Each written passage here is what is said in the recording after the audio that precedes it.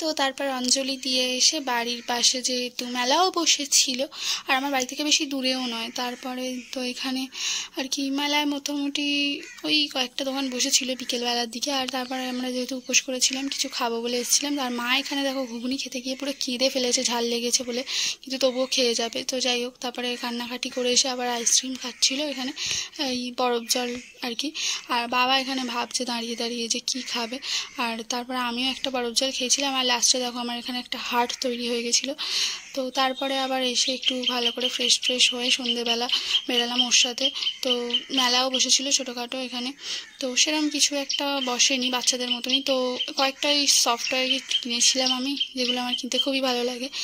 আর একটা কানের কিনেছিলাম। আর এখানে সবকটাই বলতে গেলে বাচ্চাদের মতো ছিল। এবারে ভালো কোনো মেলাও বসেনি সেরকম কোনো কারণে। যাই হোক, তো রাতে আবার এসে যেহেতু নিরামিষ লুচি তরকারি মিষ্টি এসব খেয়েছিলাম। দেখা হবে নেক্সট ভিডিওতে, টাটা।